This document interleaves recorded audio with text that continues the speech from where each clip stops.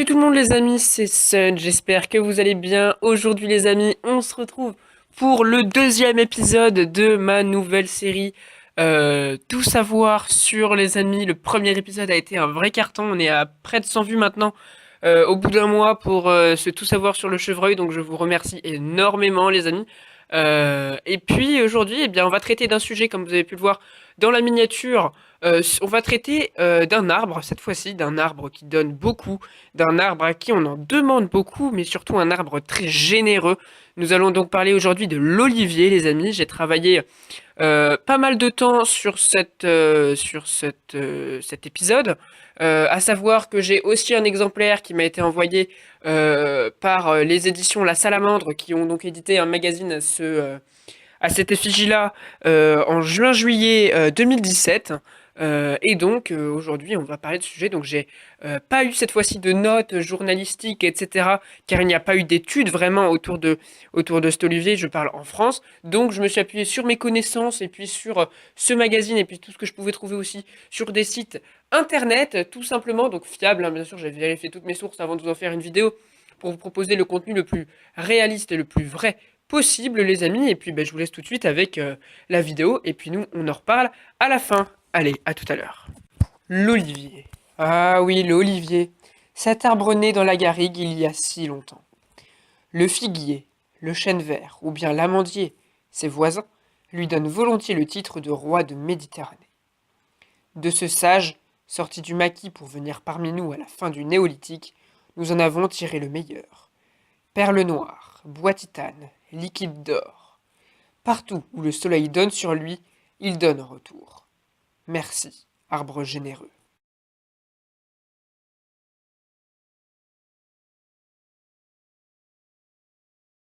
Cet arbre n'a pas été introduit par hasard en France et plus particulièrement en Méditerranée. Mais alors, de quelle façon a-t-il été introduit en France?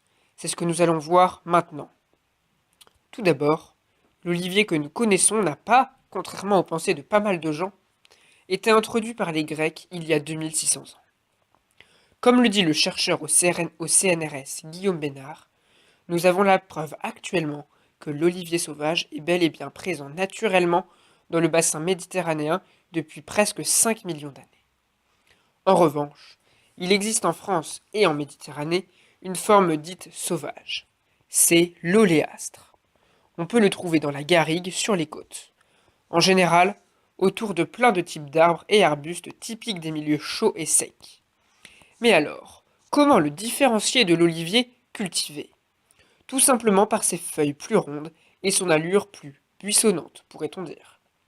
L'olivier a donc été importé entre les années 3700 à 3500 avant Jésus-Christ des régions de l'Est vers l'Ouest, pour arriver en Europe aux alentours des années 1000 à 900 avant Jésus-Christ, aux années 700 à 300 pour le sud de la France, donc en Méditerranée.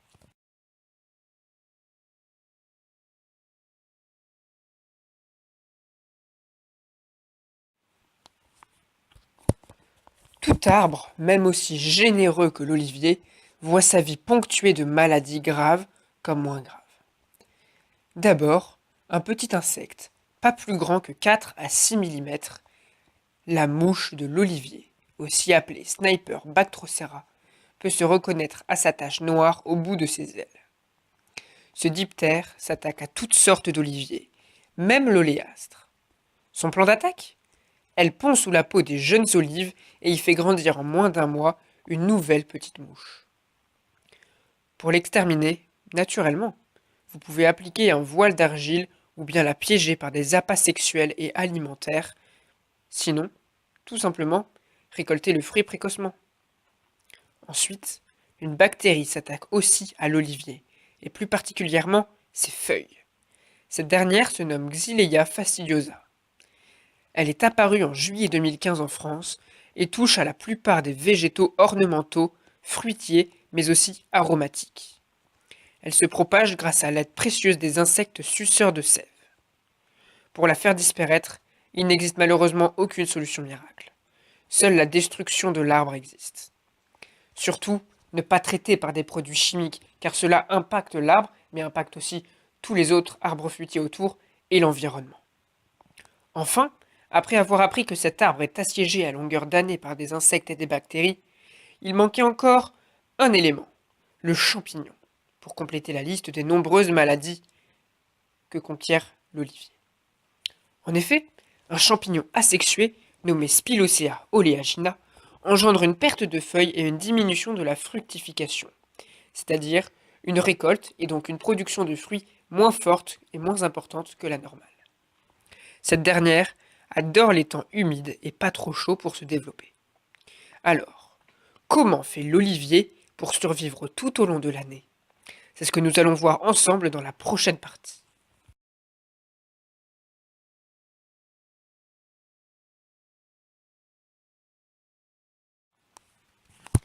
L'olivier, cet arbre dont on connaît maintenant de quelle façon il est arrivé en France, ainsi que ses maladies. Mais nous n'avons toujours pas vu de quelle façon il vit, de quelle façon il fabrique et produit ses fruits qui valent de l'or. En fait, tout au long de l'année, cet arbre travaille dur pour nous fournir un fruit de qualité. Il faut alors lui accorder un temps de repos, ou plutôt des mois de repos.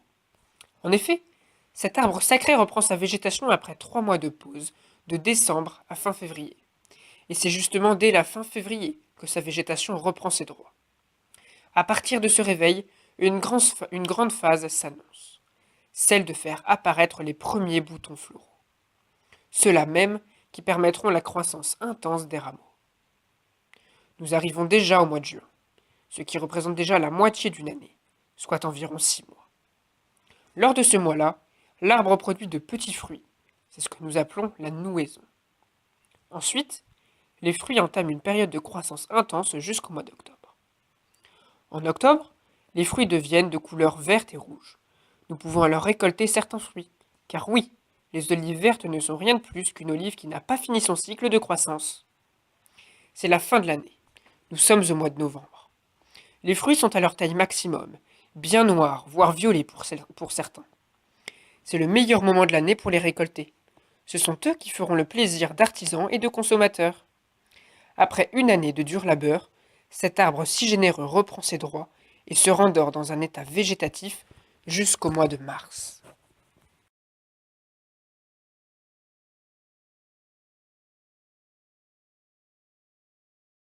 Cet arbre nous donne aujourd'hui beaucoup. Mais dans l'Antiquité, à quoi servait-il? Dans les mœurs et coutumes de certaines croyances? Nous allons voir tout cela ensemble dès maintenant. Arbre de sagesse, de paix, de réconciliation, de victoire et même de longévité. Il n'y a pas à un seul arbre à qui autant de titres ont été donnés dans l'ancien monde. Afin de mieux comprendre et connaître ces mœurs et coutumes, je vous propose un classement de toutes celles-ci. Je voudrais préciser que ce classement n'a aucune valeur. Ce dernier est juste ici de façon à ce que ce soit plus compréhensible pour vous. La religion juive réserve à l'huile d'olive 2 usages. L'allumage des veilleuses de Shabbat chaque vendredi soir. Le combustible de chandelier traditionnel à 8 branches. Cela s'appelle le Hanoukia, et non pas Hanouna. Cette dernière s'illumine progressivement durant les 8 jours que dure le Hanouka. Cette fête commémore la victoire des Maccabées sur les armées syriennes séleucides. Dans le Lévitique, 3e livre de la Torah, l'huile d'olive sert à purifier les lépreux guéris afin de les réintégrer dans la communauté israélite. D'où l'inscription OI sur les urnes en argent contenant l'huile du sacrement, qui signifie Olea infirmatur. Tout le monde a déjà vu au moins une fois ce dessin. Cette blanche colombe de la Bible avec dans son bec une branche. Cette branche n'est d'autre qu'un rameau d'olivier. C'est le signe que les eaux diluviennes se retirent et qu'une paix est à nouveau possible avec Dieu. Dans le Coran, l'olivier, comme le figuier, tient une place particulière. Il est en effet cité dans 7 sourates. L'olivier est le symbole de la lumière grâce à une lampe à huile qui brille et guide les hommes. D'ailleurs, aucun renseignement n'indique d'où peut venir cet arbre. Seule la précision est qu'il ne vient ni d'Orient ni d'Occident. Vous connaissez sans doute les nombreuses histoires autour du héros grec. Je vous parle ici d'un héros en particulier, Ulysse. En effet, le lit de ce dernier et de Pénélope, qu'ils tiennent pendant les 20 ans de son exil, est fait de bois d'olivier. L'arbre de sagesse compte aussi parmi ses valeurs la force et la fidélité. Renaître des flammes. Ces 3 mots sont le résumé le plus fidèle de l'histoire que je vais vous raconter. En 480 avant Jésus-Christ, lorsqu'Athènes est pris par les Perses et que la ville est saccagée puis brûlée, les oliviers sont brûlés eux aussi. C'est alors qu'Athéna, déesse de la guerre, décide de faire repousser l'olivier sacré du temple durant la nuit suivante. C'est ainsi que l'olivier devint symbole de résurrection et d'espérance sereine. Tant que nous sommes dans la mythologie grecque, continuons, car l'olivier est un grand symbole là-bas. D'ailleurs, lorsqu'Athéna et Poséidon se faisaient la guerre pour prendre possession de la région d'Attique, c'est un olivier qui a été offert par Athéna à la capitale. Elle a ainsi pu donner son nom à la ville, qui deviendra ensuite Athènes.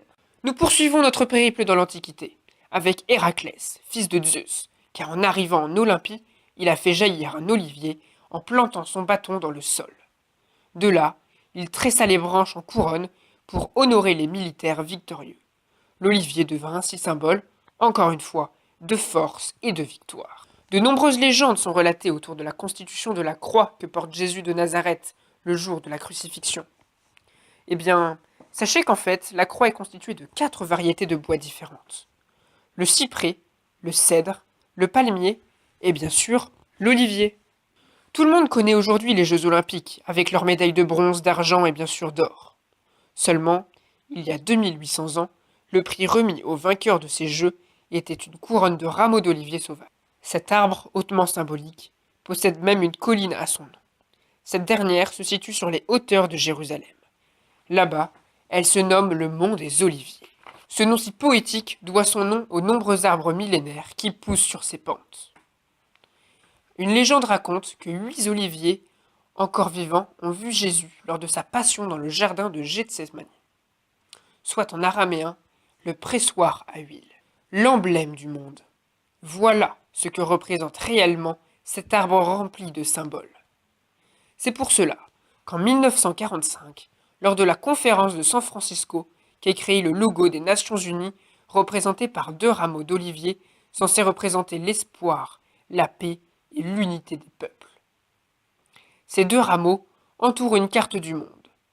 Ce sceau officiel de l'ONU est approuvé il y a 70 ans, soit précisément le 7 décembre 1946. Comme vous avez pu le voir, l'olivier est un arbre très prisé pour ses nombreux symboles, notamment dans les mythologies grecques et les religions.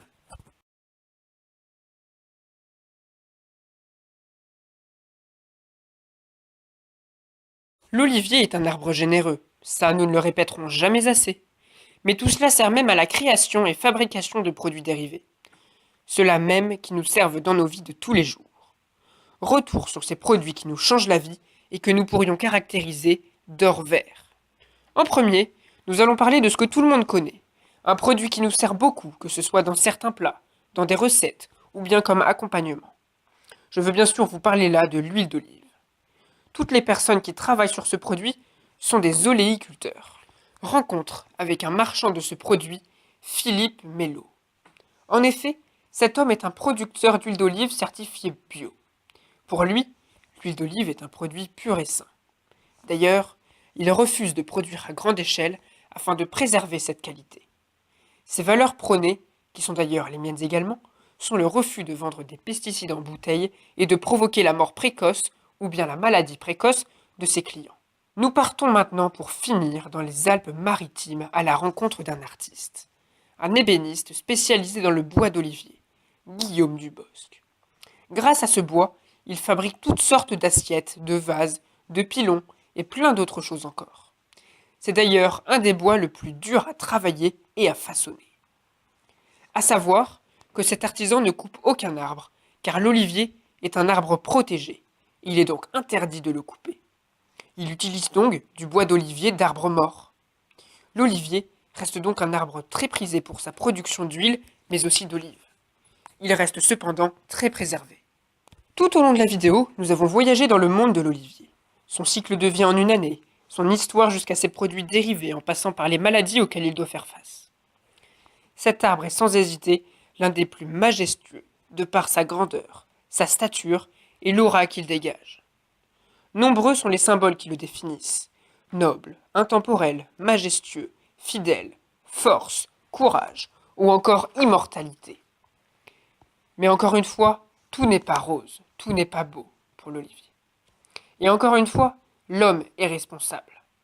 Je veux bien sûr parler là du dérèglement climatique par l'homme avec la pollution, mais également le réchauffement climatique, qui empêche l'olivier de se développer correctement et pénalise ainsi la production d'olive et donc d'huile de ce dernier. De plus, avec certains oléiculteurs qui ne trouvent qu'une seule idée pour se débarrasser des maladies, asperger de toutes sortes de produits chimiques de type pesticides ou Roundup, qui entraînent la mort précoce de ses clients, mais également de l'oléiculteur en lui-même, car il pollue la nature, mais également provoque des cancers et des maladies précoces sur lui. Arrêtez de nous détruire à petit feu, arrêtez de nous rendre malades, de nous tuer. Prenez des résolutions pour sauver la planète. Je n'arrive pas à croire que la Terre va mal, qu'on est en train de la tuer, de nous tuer, sans réagir, sans prendre des précautions. J'espère les amis que cette vidéo vous a plu, en tout cas moi je me suis bien amusé à la faire. J'ai travaillé et quand je travaille sur quelque chose qui me plaît, sur quelque chose qui me botte, sur lequel je sais que je peux apprendre des choses et en même temps quand moi j'apprends, eh bien ça fait grave plaisir les amis. J'espère que cette vidéo vous a plu, que vous avez appris des choses. J'espère que euh, vous allez toujours avoir envie de continuer à voir cette série. Voilà. Moi, en tout cas, je m'amuse énormément. J'ai eu beaucoup de retours sur le premier épisode au niveau du chevreuil.